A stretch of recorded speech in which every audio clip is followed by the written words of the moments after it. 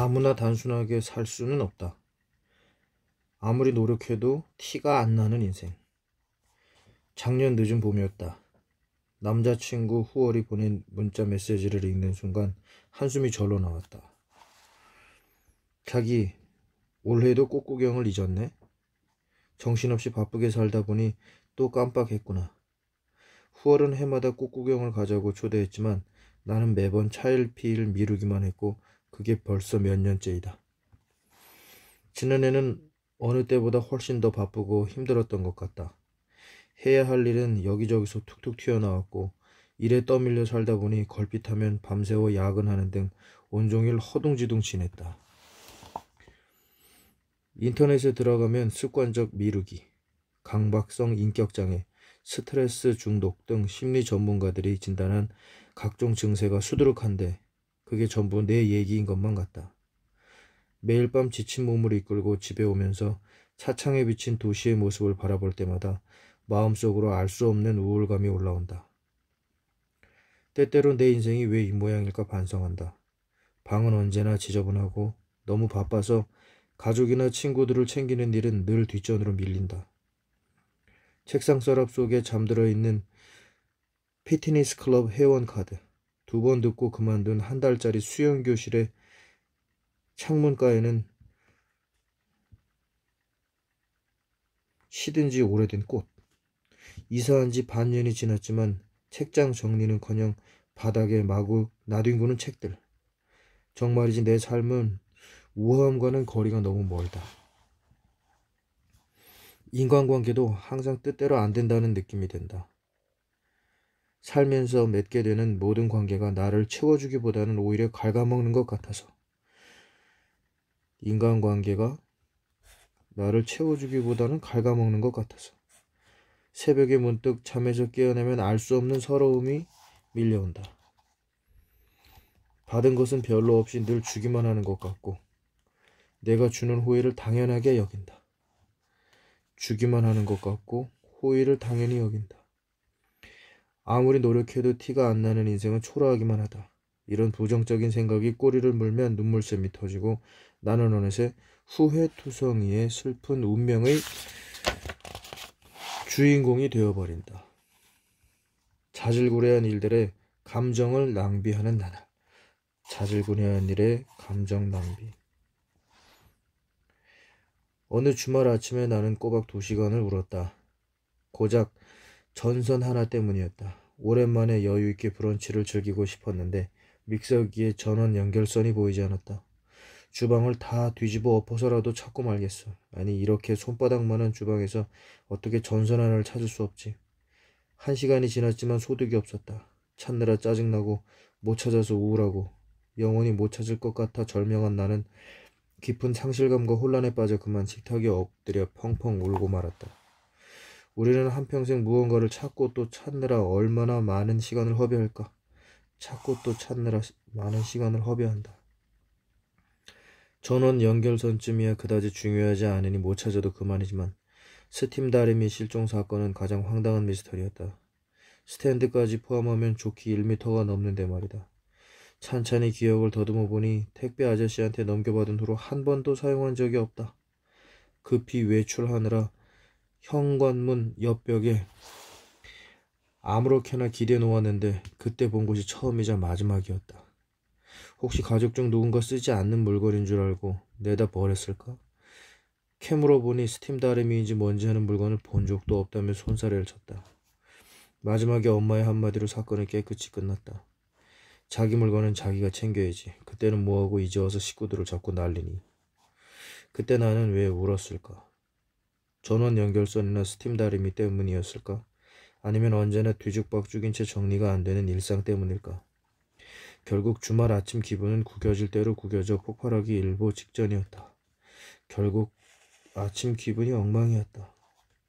친구들에게 이런 얘기를 하면 대부분 공감했다. 워라벨은 포기한 지 오래됐고 선택의 기로에서는 언제나 결정장애의 딜레마에 빠지고 결정장애의 딜레마.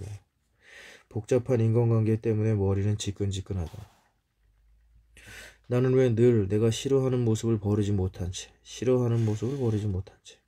살아갈까?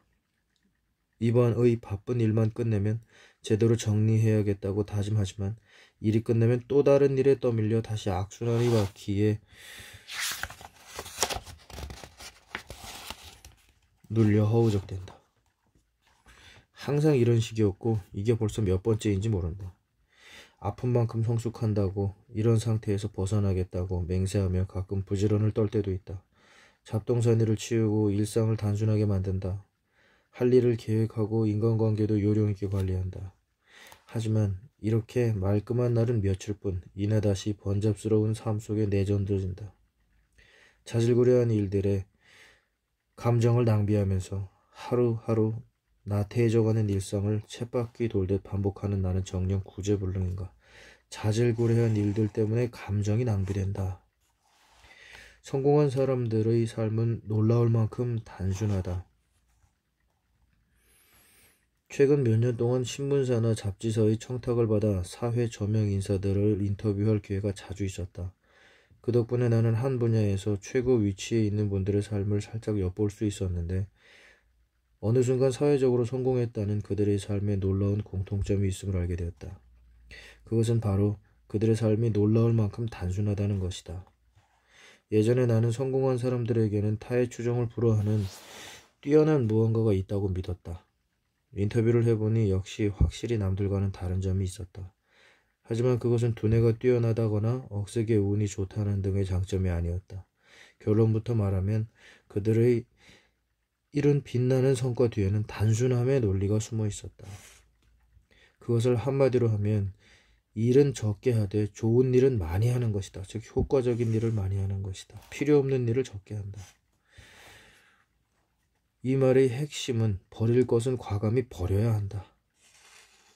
버릴 것은 과감히 버려야 한다. 그들은 이런 습관으로 복잡한 일을 단순하게 하고 불필요한 일은 모조리 배제한다. 불필요한 일은 배제. 모든 역량을 자기 목표 달성에 집중했다. 그들은 목표와 비전이 분명했고 신념은 콘크리트처럼 강했다. 살면서 기복이 있거나 슬럼프도 숱하게 겪었지만 이로써 외부로부터 부정적 영향을 받는 일은 없다. 보통 단순함이라고 하면 본능을 거스르는 무엇이라는 인식이 강하다. 성공을 말하는 자기계발 서적들은 대부분 자기 삶을 스스로 당당하고 힘차게 헤쳐나가는 사람만이 인생의 승리자가 된다고 한다.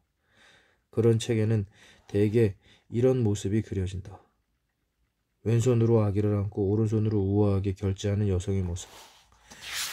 회사에서 열심히 일하면서 동시에 취미생활도 즐기는 남자의 모습. 자유로운 영혼과 뛰어난 외모를 겸비한 모습 등이 그거다. 그 결과 우리의 잠재의식에는 다방면의 능력이 뛰어나야만 더 많은 것을 얻을 수 있고 성공의 사다리를 더 빨리 밟고 올라가게 된다는 고정관념이 자리 잡게 된다. 하지만 여기서 묻고 싶어지는 것이 있다. 이론적으로 이렇게 간단한데 큰 성공을 거둔 사람은 그토록 극소수에 왜 불과할까? 그 이유는 모든 사람이 이런 심리적 압박과 본능을 이겨낼 수 없기 때문이므로 이는 단순한 삶은 아무나 이루어낼 수 없다는 것을 반증한다. 단순함은 아무나 할 수 있는 것은 아니다. 자, 오늘 독서 중에서 가장 기억에 남는 얘기는 자질구레한 일들 때문에 하루의 감정이 망가진다는 것들. 자질구레한 일은 자질구레한 일 선에서 끝내고 하루의 감정이 망가지는 일은 없도록 해야 되겠다. 자질구레한 일 때문에 감정이 낭비돼서는 안 된다 하는 얘기들. 그리고 단순화 계속해서 이어지는 거. 버릴 것은 과감히 버려야 한다. 잡동사니들. 그다음에 불필요한 일도 배제해야 된다. 불필요한 일은 아예 리스트에서 제외한다. 어떤 일이 있더라도 자기를 부정적으로 생각하는 일은 없어야 하겠다.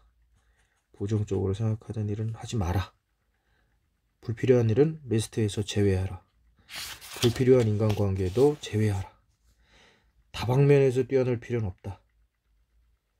필요한 일, 자기에게 관계에 있는 일에 집중해라.